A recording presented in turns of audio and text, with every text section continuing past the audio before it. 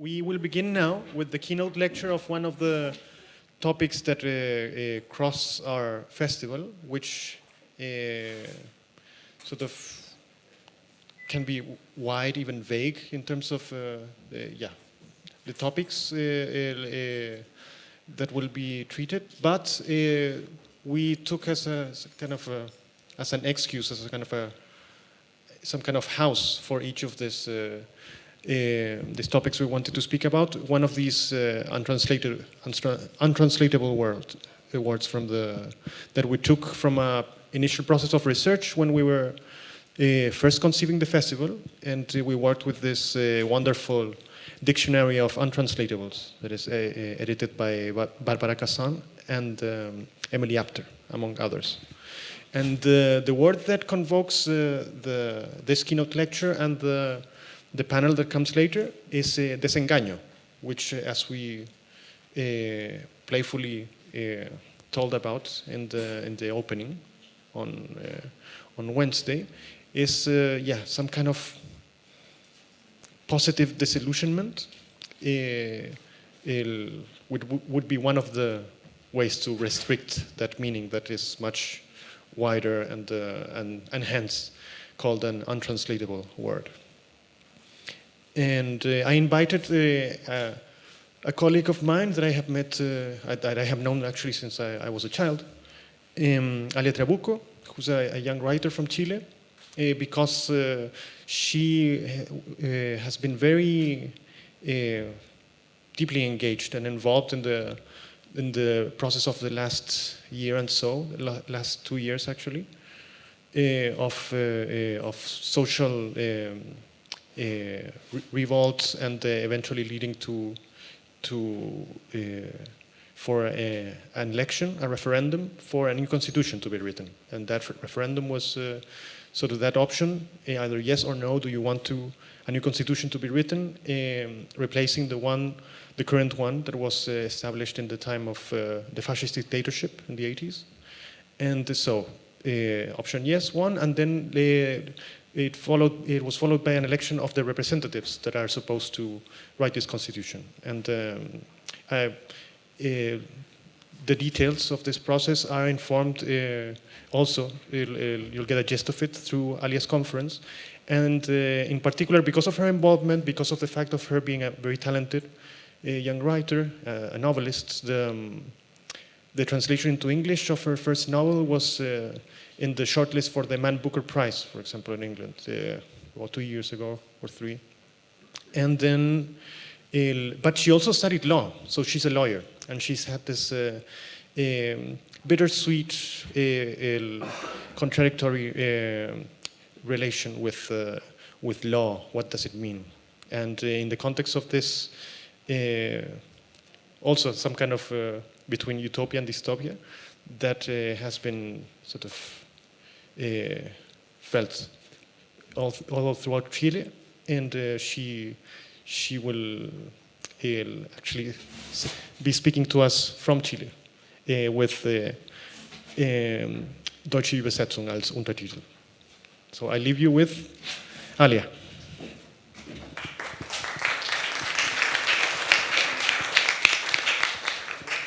Muy buenas tardes y muchas gracias por esta linda invitación a este festival en Hamburgo. Lamento mucho no estar allá, pero espero en el futuro poder acercarme a Alemania una vez que pase la situación de la pandemia. Voy a leer hoy día un texto titulado Contra el Derecho. Me senté atrás, en la última fila. Éramos 100, tal vez más de 100 estudiantes en nuestra primera clase y frente a nosotros un profesor. El crujido de la madera bajo sus pies marcaba el ritmo de sus palabras. Un paso, buenos días. Otro paso, bienvenidos. Saqué mi cuaderno, mi lápiz y escribí Introducción al Derecho. Era mi primer día y esa mi primera clase. El profesor esperó a que guardáramos silencio y nos miró con curiosidad y una pizca de desilusión. O tal vez la curiosidad y la desilusión eran mías, y nos examinó expectantes y algo nervioso. Frunció el ceño, carraspeó, alzó la vista y dijo: ¿Qué es el derecho? No sé si alguien respondió. Imagino que una mano se levantó en la primera fila y que una voz pronunció palabras como norma, soberanía, orden, prohibición. Yo estaba atrás, muda, mis ojos fijos en el pizarrón, mientras el chirrido de la madera bajo sus pies iba marcando el lento paso de los 5 años que pasaría en las aulas de la Universidad de Chile. ¿Qué era el derecho? ¿Para qué servía el derecho? El derecho, dijo al fin el profesor, es un arma contra la crueldad. Esa frase acompañó mis estudios como acompaña una piedra en el zapato. Nunca le pregunté a Pablo Ruiz-Tagle qué quiso decir esa mañana, si acaso realmente creía en esa curiosa definición o si su objetivo era arrojar una luz sobre lo que el derecho debía ser algún día. Ignoro si todavía iniciará su cátedra con esas mismas palabras. Si acaso es posible pararse hoy frente a un centenar de estudiantes, la mitad de ellas mujeres, y decirles, sin ironía, que el derecho es una herramienta contra la crueldad. Me tomó un largo tiempo y bastante esfuerzo olvidar los artículos y plazos que debía aprender como una cantinela en esos años de juicios imaginarios.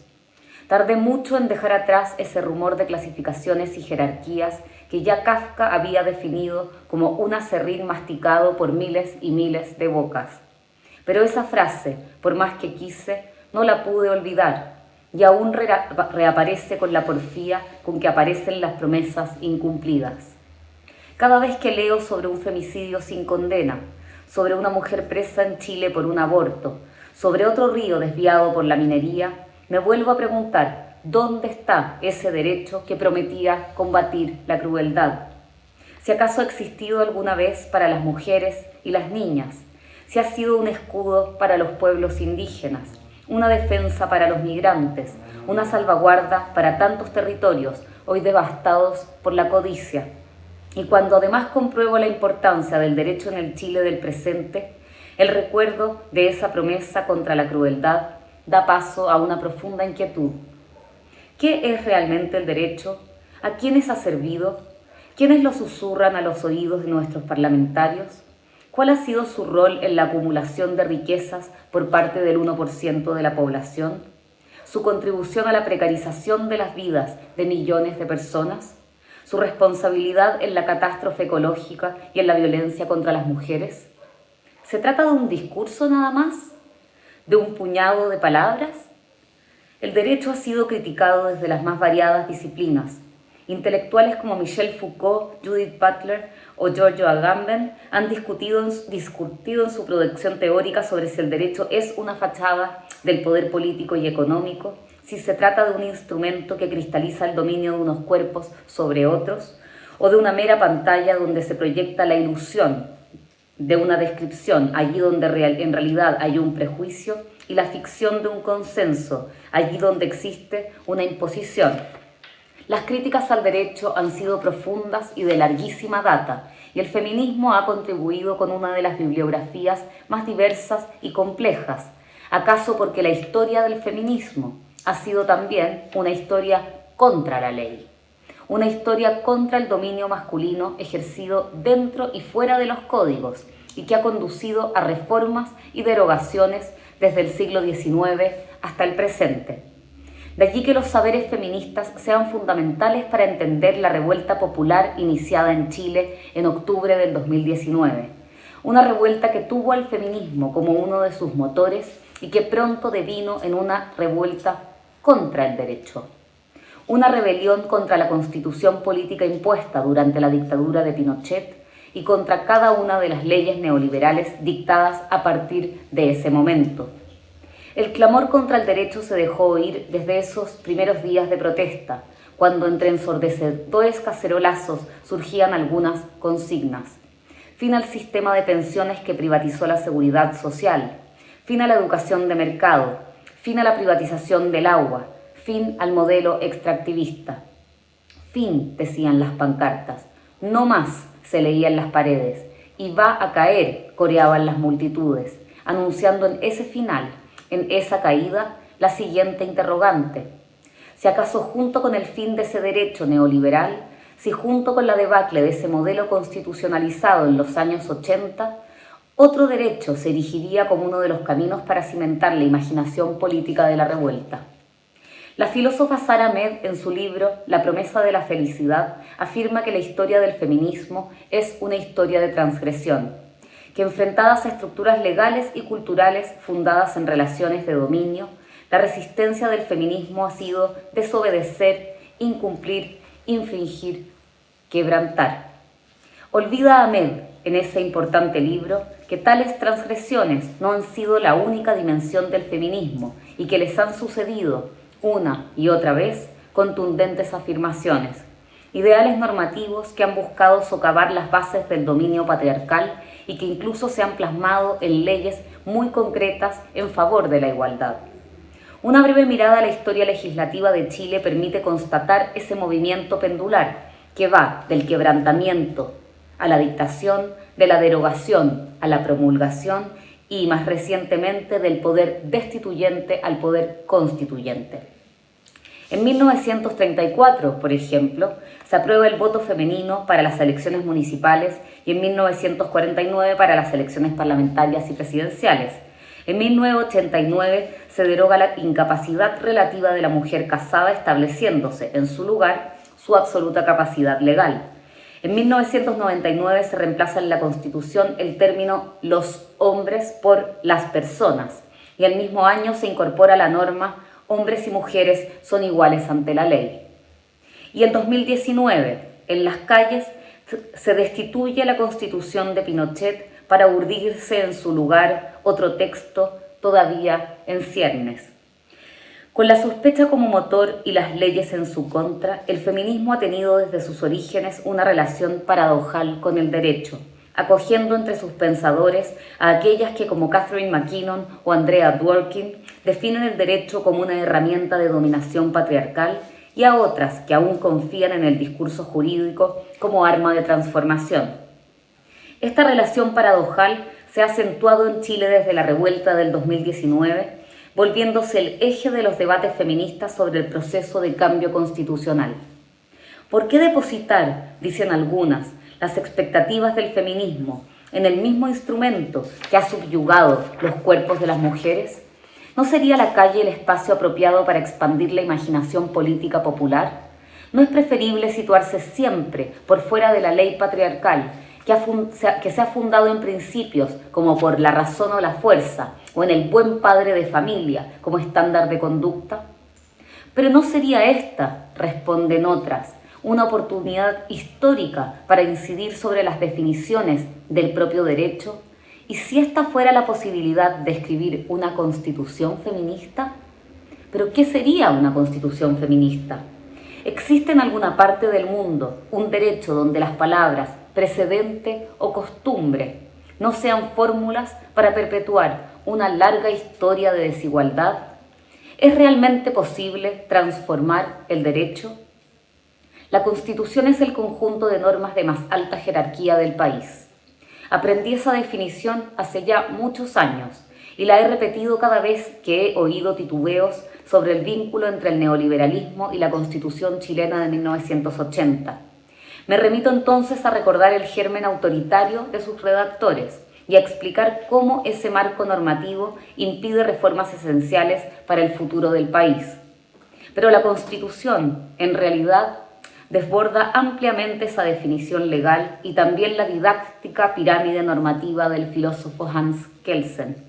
Y es que antes que norma suprema, antes que declaración de derechos o carta de navegación, una Constitución es un simple libro. Un pequeño libro de cubierta azul que se vende en los kioscos de Chile y que tiene incisos en lugar de versos y artículos en vez de estrofas.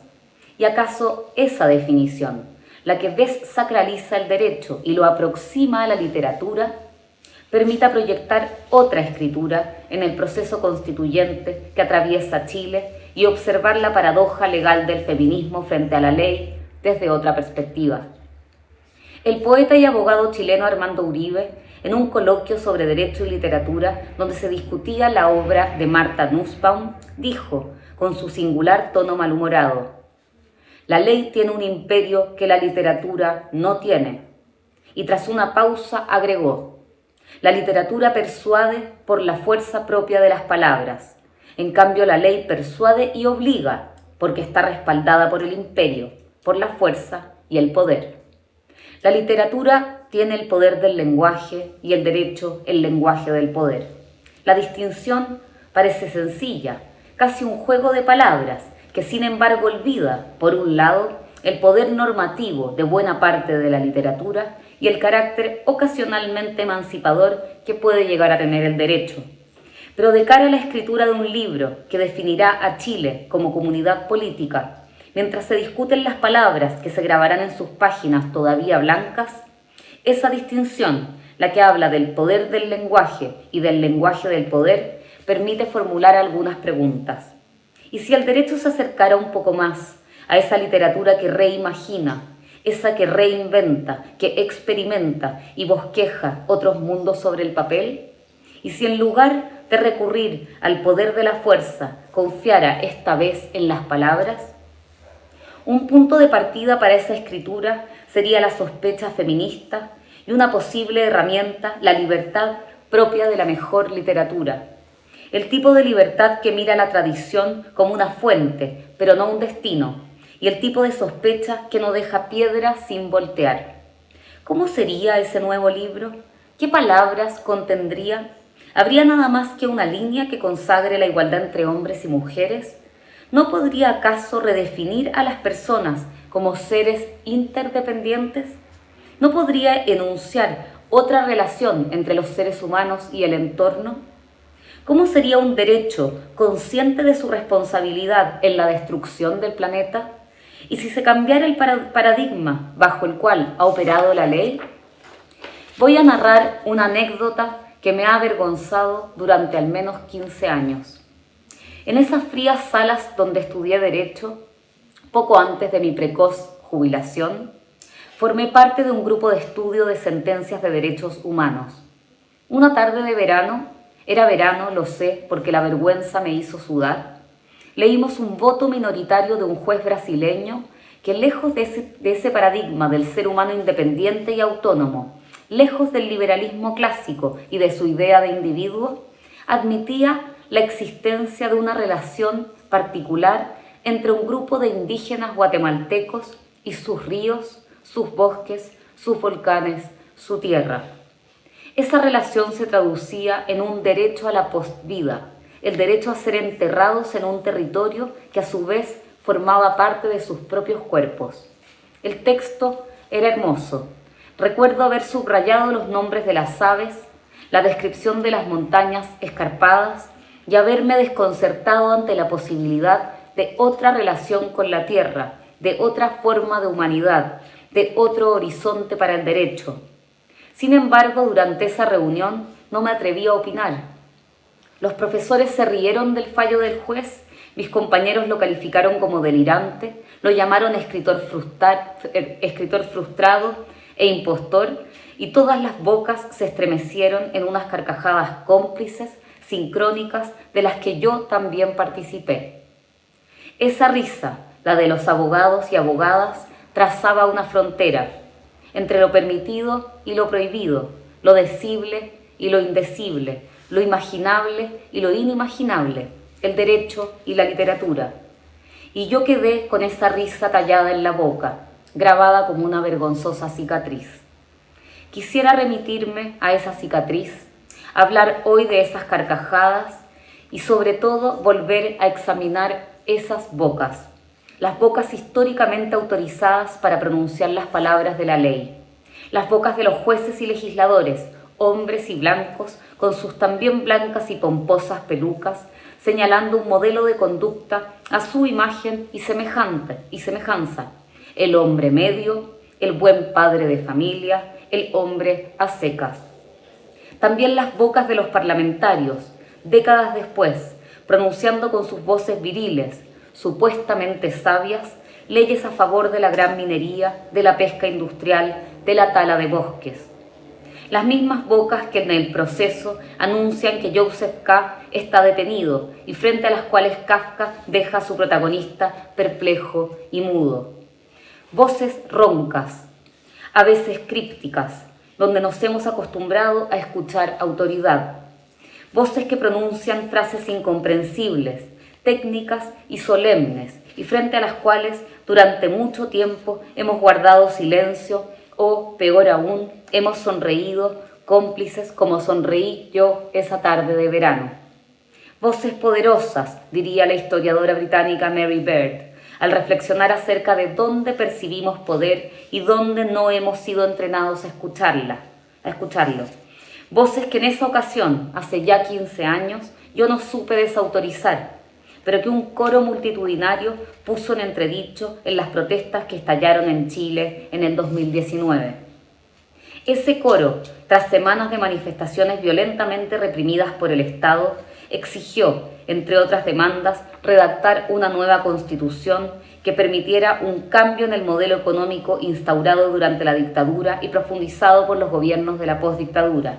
Pero esa exigencia normativa no fue la única.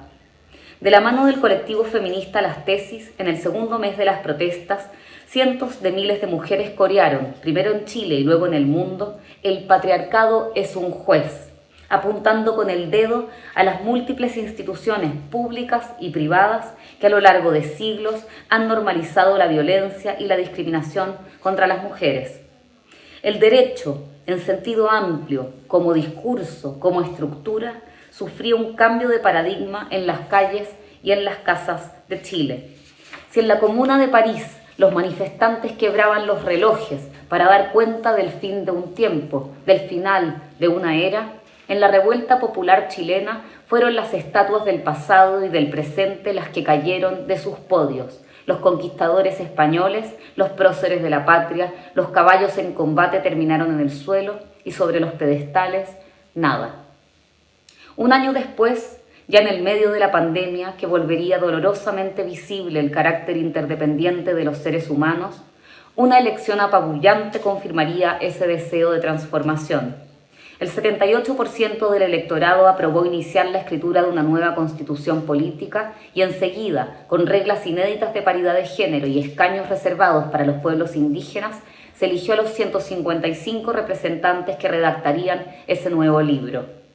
En la primera sesión de ese órgano, hace poco menos de 2 meses, la doctora Elisa Loncón Antileo, convencional del pueblo mapuche, fue escogida por sus pares como presidenta de la instancia. El momento era inédito. Loncón saludó en mapudungún, se dirigió a los pueblos de Chile y posteriormente habló de construir un país que cuide a la madre tierra, un Chile que limpie las aguas, un Chile libre de toda dominación. Yo estaba viendo las noticias, perpleja, emocionada. Repentinamente recordé esas risas estruendosas y el carácter inconcebible de otro derecho hace apenas 15 años. Días más tarde circuló la imagen de Elisa Loncón presidiendo la convención con el imponente cuadro Descubrimiento de Chile de Pedro Subercaseaux a sus espaldas. Allí estaba una mujer mapuche como cabeza del órgano político y jurídico más importante de las últimas décadas, con la imagen de la dominación colonial, recordando su estela de sangre. Conquistador, armadura, espada en mano.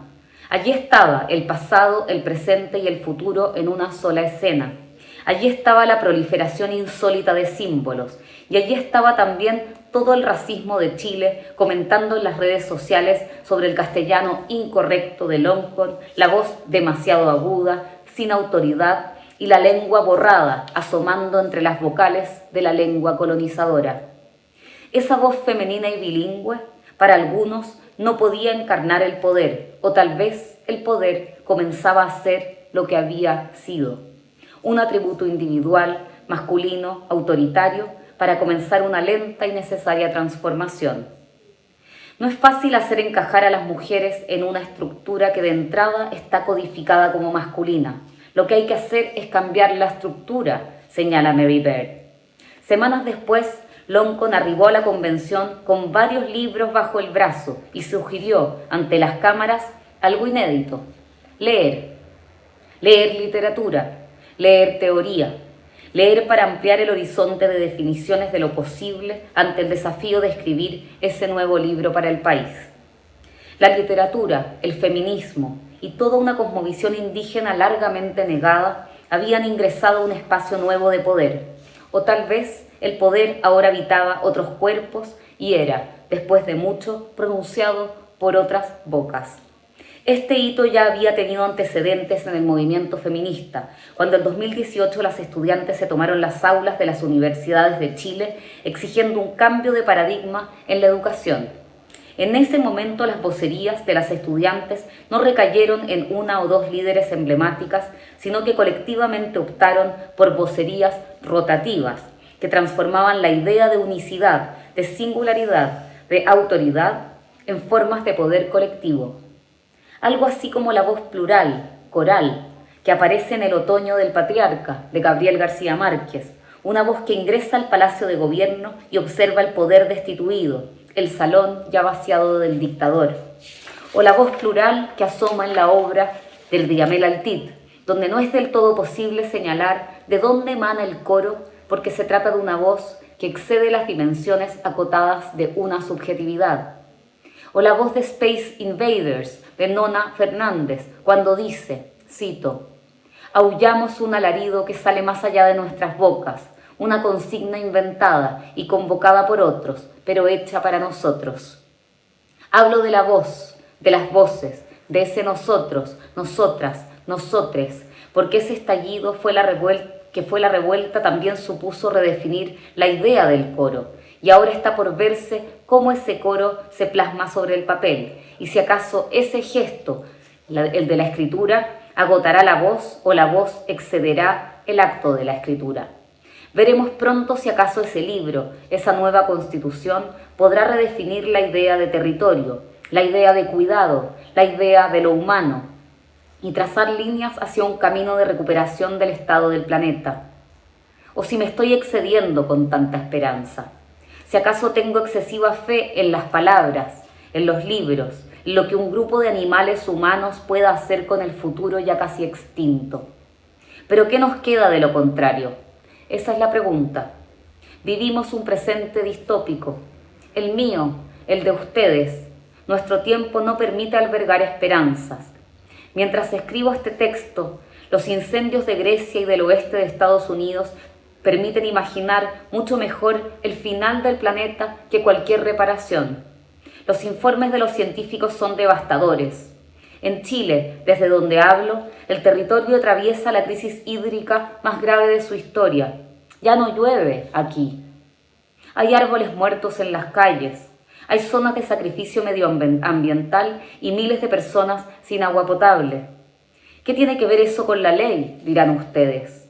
¿De qué modo la Constitución podría torcer ese destino? Pues bien, Chile es el único país del mundo donde el agua es propiedad privada y los ríos se subastan como si se tratase de jarrones o de collares. Esa venta, esa compra la ha permitido el derecho, un tipo de derecho, el derecho y la razón neoliberal, donde reina la codicia. Por otro lado, en este mismo Chile, el aborto sigue siendo ilegal y punible con penas de cárcel. El derecho y la desigualdad han estado de la mano durante demasiado tiempo. No hemos sido capaces de crear, de imaginar otro derecho. No hemos sido capaces de desvincular derecho, patriarcado, neoliberalismo y destrucción. En este contexto de crisis, de pandemia, de catástrofe, hay 155 personas intentando reimaginar el derecho en un pequeño país llamado Chile, intentando, como dice Lisa Loncon, cambiar los paradigmas. Personas que se niegan a perder la esperanza, una esperanza que se aferra a la posibilidad de escribir sobre esa página otros versos, oraciones o incisos, otras estrofas, párrafos, leyes en ese pequeño libro, en esos otros pequeños libros que puedan emerger.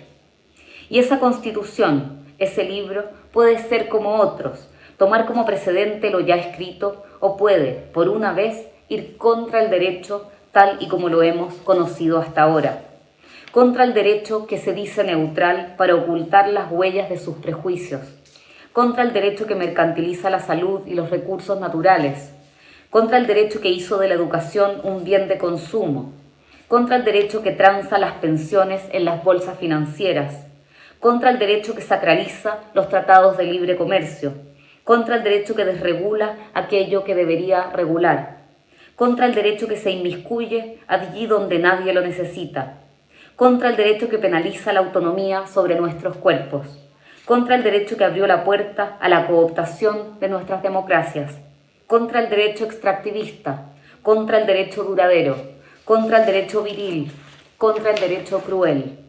Este es el momento político para imaginar otro derecho, una constitución redactada de cara a la crisis climática, de cara a la desigualdad estructural, de cara a la violencia patriarcal, de cara a la precarización que promueve el modelo neoliberal. No tiene por qué ser una constitución que dure un siglo o dos. Bastaría con una constitución que transforme el presente y permita, quizás, imaginar otro final e incluso, ¿por qué no?, otro futuro. Muchas gracias.